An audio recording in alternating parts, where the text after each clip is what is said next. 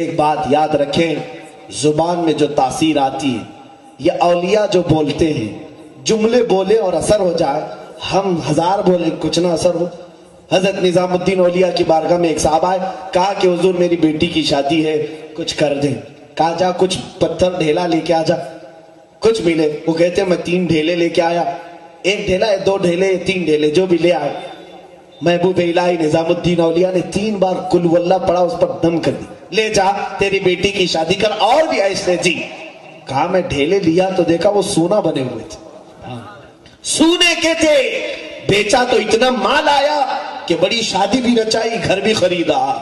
لیکن وہ صاحب کہتے ہیں نسخہ تو مل گیا تھا، سامنے دیکھا تھا 3 بار قل ہو اللہ تو پڑھنا ہے، گھر میں جا کر بہت سارے ڈھیلے جمع کر لیا اور رات بھر بیٹھ کر کے قل ہو اللہ قل ہو اللہ قل ہو اللہ پڑھتا رہا۔ 1000 بار ہو گیا، بار بار آنکھ کھول کے دیکھے تو ڈھیلا ہی ہے۔ السلام علیکم ورحمۃ اللہ وبرکاتہ۔ امید ہے آپ سب خیریت سے ہوں گے۔ آج کا ریئیکشن ایک ایسے بیان پر ہے جو واقعی آپ کی زندگی بدل سکتا ہے۔ حضرت مفتی سلمان اظہری صاحب فرما رہے ہیں کہ ایک چھوٹا سا عمل ایسا ہے کہ اگر آپ نے اسے اپنا لیا تو دولت، رزق اور برکت خود آپ کے دروازے پر آئے گی۔ نہ کوئی لمبی محنت، نہ کوئی بڑی شرط، صرف نیت، یقین اور تھوڑا سا عمل۔ تو ویڈیو کو پورا دیکھیں، یہ چھوٹا سا پیغام آپ کے لیے بڑا فائدہ لا سکتا ہے۔ اور اگر آپ کو ویڈیو پسند آئے تو لائک کریں اور اپنے دوستوں عزیزوں کے ساتھ شیئر کریں، اور چینل کو سبسکرائب کرنا نہ بھولیں تاکہ ایسی قیمتی باتیں آپ تک ہمیشہ پہنچتی رہیں۔ تو چلیے سنتے ہیں مفتی سلمان اظہری صاحب کا یہ بیان۔ دوسرے دن آیا، کنفیوژن تو نہیں ہو گیا، سننے میں مجھے غلطی تو نہیں ہوئی؟ پوچھا بابا محبوب الہی سے، میں آیا تھا آپ کے پاس ایک بار، آپ نے ڈھیلے پر کیا پڑھا تھا؟ کہا قل ہو اللہ پڑھا تھا۔ کہا کتنی بار پڑھا تھا آپ نے؟ کہا 3 بار۔ عجیب حال ہے، میں 1000 بار پڑھا، ڈھیلا کچھ بھی نہیں بدل رہا۔ محبوب الہی نے فرمایا تیری زبان اور ہے، میری زبان اور ہے، تیری زبان الگ ہے، میری زبان الگ ہے۔ اس کو ایک میں عقلی مثال سے اگر سمجھا دوں، عقل کی آنے والی مثال، آپ دیکھیں بندوق کی گولی مشکل سے 50 گرام کی ہوتی ہے، 100 گرام کی سمجھ لیں، دیکھا ہوگا یا نہیں دیکھا ہوگا پتہ نہیں، آپ نے پیتل کی ہو، تانبے کی ہو، جس کی بھی ہو، وہ بندوق کی گولی 50 گرام کی، 100 گرام کی، لو ہاتھ میں آپ اٹھا کر کے دیکھ لیں، اور وہ ہاتھ میں لے کر کسی کو مارو، مر جائے گا آدمی؟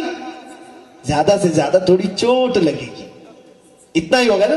لیکن اسی گولی کو بندوق میں رکھ کے مارو، پھر تو وہ جان سے ہاتھ دھو بیٹھے گا۔ تو میرے ہاتھ کی کیا غلطی تھی؟ بات یہی کی ہے کہ بندوق میں وہ کمال ہے کہ بارود کو وہ آگ بنا ڈالتی ہے، میرے ہاتھ میں وہ چیز نہیں۔ اسی طرح ہماری زبانیں اور ہیں جو جملے بولتی ہیں، اور ان کی زبانوں سے جو جملے نکلتے ہیں، کبھی وہ سونا بناتے، کبھی چاندی بناتے۔ زندہ باد زندہ باد۔ اسی لیے وہ پتھروں کو بھی دیکھا انہوں نے تو گوہر نایاب بنایا، جاہلوں کو دیکھا تو عالم با عمل بنایا، درویش فقیر کو دیکھا تو امیر و غنی بنایا، اور پھر کسی عام کو دیکھا تو ولایت کے مقام کو بھی پہنچایا۔ عزیزان گرامی، غوث العظم دستگیر رضی اللہ تعالیٰ عنہ کی یہ زبان کی تاثیر، اولیاء کی زبان کی تاثیر، میں یہ کہہ رہا تھا کیسے آتی ہے۔ میرے آقا صلی اللہ علیہ وسلم نے فرمایا ہے کہ 2 چیزیں تم پابندی کر لو، تمہاری ہر دعا قبول ہو جائے۔ سبحان اللہ۔ 2 چیزیں، یہ ایک صحابی کو حضور نے تعلیم دی۔ انہوں نے پوچھا یا رسول اللہ کون سی چیز آپ بتا دیں؟ فرمایا میرے آقا نے حلال کھاؤ اور سچ بولو، حلال کھاؤ سچ بولو، 2 چیزیں تم پابندی کر لو، پھر دیکھو تمہاری زبان میں تاثیر کتنی آتی ہے۔ سبحان اللہ۔ جس زبان سے حرام لقمہ چلا گیا ہو، زبان کی تاثیر ختم۔ جس زبان پر جھوٹ، گالی گلوچ، چغلی، غیبت، اس کی تاثیر کہاں سے آئے گی؟ یا اولیاء کاملین ہیں جو اپنے ہوش و حواس سے لے کر اپنے اخیر عمر تک حرام لقمہ تو دور کی بات ہے، شبہ والی چیز سے بھی بچتے تھے، بے شک شبہ والی چیز سے بھی۔ اور ان کی زبانوں سے جھوٹ تو درکنار ہے، یہ مذاق بھی کسی کے ساتھ نہیں کرتے۔ بے شک۔ عزیزان گرامی، اس لیے زبان کی وہ تاثیر تھی کہ کہ گفتہ خدابوت، کیا ان کا کہنا اللہ کا کہنا ہو جاتا ہے۔ یہ تمام اولیاء کاملین جو اس سرزمین پر آئے، خود سلطان الاولیاء غوث الاعظم دستگیر رضی اللہ تعالیٰ عنہ اور تاج الدین بابا رحمۃ اللہ تعالیٰ علیہ کی سیرت پر بہت کچھ آپ نے، حضرت احمد عبدال شاہ صاحب اور دیگر علماء سے آپ نے سماعت کر ہی لیا۔ میرا چھوٹا منہ میں کیا بڑی بات کروں، میں تو یہاں بھیک لینے کے لیے آیا ہوں اور انہوں نے مجھے اپنے دربار میں بٹھا کر کے بلوایا، یہی بڑی بات ہے۔ تاج الاولیاء رحمۃ اللہ تعالیٰ علیہ، ایک کرامت آپ کو میں اور بتا دوں، کامن غوث پاک کی اور تاج الاولیاء دونوں کی، اللہ نے اپنے اولیاء کو ایک خاصیت اور عطا کی، سن لیجیے۔ ان اولیاء کو ایک کرامت یہ ملتی ہے جس کو کہتے طی زمان طی مکان، یعنی اللہ رب العزت زمین کو ان کے لیے گھیر دیتا ہے اور وقت کو لپیٹ کر دے دیتا ہے۔ جو 100 سال میں ہو سکتا ہے وہ ان کے ہاں منٹ میں ہو سکتا، اور جو 1000 کلومیٹر دور ہے یہ ان کے ہاں ایک قدم میں طے ہو سکتا ہے۔ یہ اولیاء کی خاص کرامت ہے۔ غوث پاک کی بھی سیم ہے، تاج الاولیاء کی بھی ایسی ہے۔ یہ عکس غوث الاعظم ہے، بے شک غوث پاک کے عکس ہے۔ دیکھنا آپ کرامات کو ملا کر کے خاص غوث پاک رضی اللہ تعالیٰ عنہ دریائے دجلہ کے پاس گئے ہیں، ایک بوڑھی عورت کو روتے ہوئے دیکھا، پوچھا کیا بات ہے؟ کہا میری تو عادت ہے، روز آتی ہوں روتی ہوں۔ کیوں؟ کہا 12 سال پہلے میرا بیٹا دولہا بن کر کے آ رہا تھا، برات تھی، کشتی ڈوب گئی، سارے اندر چلے گئے اور اسی کے غم میں اب تک روتی بیٹھی ہوں۔ آپ کو ترس آ گئے، آپ نے دریائے دجلہ پر انگلی ماری، ہاتھ مارا، کہا اے دجلہ تیرے اندر جو امانت باقی ہے باہر کر۔ دیکھا بھونچال آیا اور کشتی باہر آئی، سارے باراتی زندہ آئے، زندہ باد زندہ باد، سارے آئے، دولہا بھی آیا۔ یہ کرامت ہے۔ آپ مجھے بتاؤ 12 سال تک کیا پانی میں کوئی زندہ رہ سکتا ہے؟ 12 سال تک وہ لوگ کہاں تھے، کیا کر رہے تھے، کیا کھا رہے تھے؟ یہ عقل میں نہیں آنے والی بات ہے، اور جو عقل میں نہ آئے اسی کو کرامت کہتے ہیں۔ کیا کہنا، بے شک سب چیزیں عقل سے مت پرکھنا، نہیں تو شیطان بن جائے گی۔ یہ غوث الاعظم دستگیر نے 12 سال کے بعد پلٹایا۔ یہ دنیا کے لیے 12 سال ہیں، ہمارے لیے 12 سال ہیں، لیکن ان کشتی والوں کے لیے 1 منٹ بھی نہیں۔ یہ اولیاء کی زندگی ہے۔ کسی کے لیے وقت کو یہ طویل کر کے دکھائیں اور کسی کے لیے وقت کو گھیر کر دیتے۔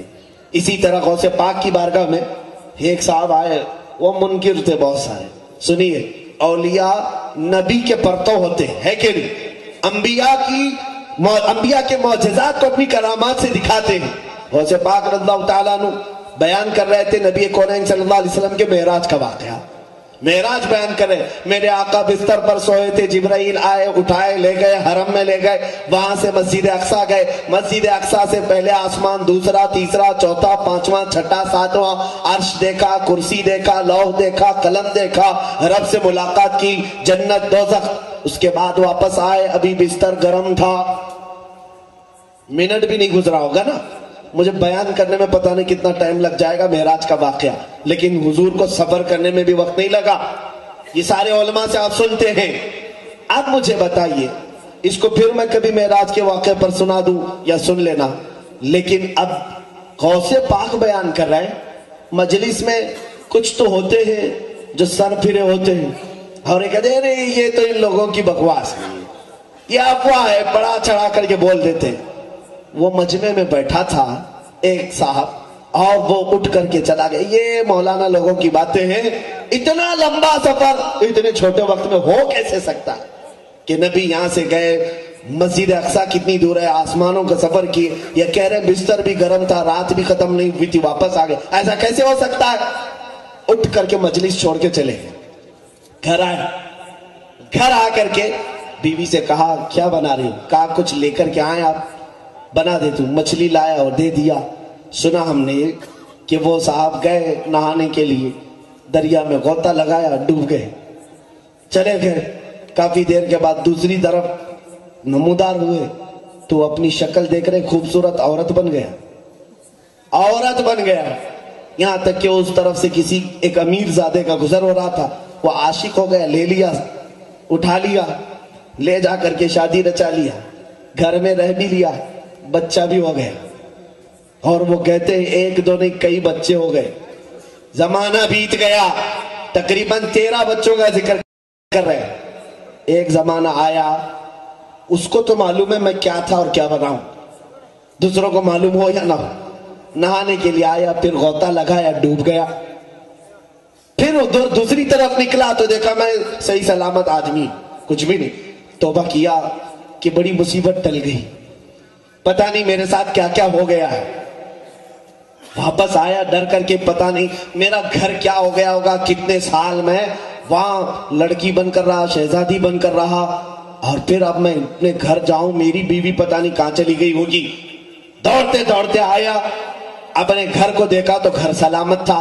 दरवाजा खटखटाया और अंदर आया तो देखा उसकी बीवी मौजूद थी और मछली अभी साफ कर रही है। मछली साफ कर रही है जो दे के गया था।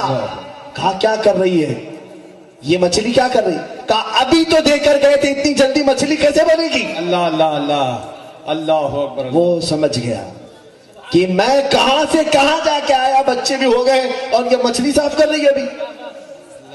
और बीवी ने कहा अभी तो दे के गए थे, इतनी जल्दी कैसे बनेगी?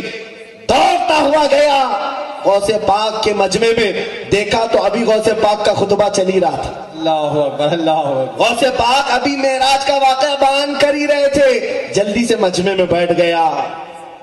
जो मुनकिर होकर के उठा था मजलिस से कि इतना लंबा वाक़या कैसे हो सकता है, इतना सब देख करके आया गौसे पाक के मजमे में, अभी खिताब चल ही रहा है। मजमे में बैठ गया, गौसे पाक ने इशारों से देखा और फरमाया अब नबी का मौजज़ा समझ में आ गया। वाह वाह वाह, जिंदाबाद जिंदाबाद। ये औलिया हैं जो अपनी करामात से समझा देते हैं। इसी तरह की बातें हमने ताजुल औलिया की भी पढ़ी। एक साहब लिखते हैं कि हम महाराजा बाग, यहाँ इलाका है, टांगे में सफर कर रहे थे ताज बाबा के साथ। टांगे वाले को अचानक कहा चल रहे गाड़ी बढ़ा काबुल कंधार की तरफ। काबुल कंधार कहाँ है? अफगानिस्तान में है। कहाँ गाड़ी बढ़ा? काबुल कंधार की तरफ। साहब कहते हैं अचानक मैं देखा गाड़ी बढ़ती बढ़ती आई, अफगान में हम पहुंचे, काबुल कंधार में चल रहे हैं। बाबा एक जगह गाड़ी रुकाए और एक घर के सामने रुकाए, 3 लोग अंदर से आए, तीनों से आपने बात किया। और कौन सी जुबान में बात किया ये साहब कहते मुझे कुछ समझ में नहीं आया। गाड़ी से ही बात किया, उन्हें कुछ समझाया और फिर टांगे वाले को कहा चल रहे फिर नागपुर की तरफ। अल्लाह वाह वाह वाह, सुभान अल्लाह। वापस निकले तो वो साहब फरमाते मैं देख रहा हूं कि फिर यहाँ ताजाबाद में है, फिर यहाँ महाराजा बाग के पास है। इस वाक़े को कहते हैं टांगा गया भी आया भी, बातचीत भी हुई, मिनट भी नहीं गुजरा था। वाह, मिनट भी नहीं गुजरा था। ये है तय जमान और तय मकान की करामात। बेशक कि अल्लाह इनके लिए जमीन को घेर देता है, वक्त को लपेट देता है। एक दो नहीं मेरे अजीजों, बेशुमार करामत है। हकीकी बात अगर मैं बताऊं, अल्हम्दुलिल्लाह काफी औलिया, काफी सलासिल को मैंने पढ़ा। हिंदुस्तान के मशाइख और औलिया में सरकार गरीब नवाज की करामात और कुछ मशाइख चिश्त की करामात के बाद सबसे ज्यादा करामात अगर मैंने किसी की पढ़ी है तो ताजुल औलिया की। सुभान अल्लाह। हुजूर ताजुल औलिया रहमतुल्लाह तआला अलैह मजजूब थे, लेकिन एक दिन में न जाने कितनी करामात का जोर करते थे। बेशक एक दिन में कितनी करामात का जोर करते थे।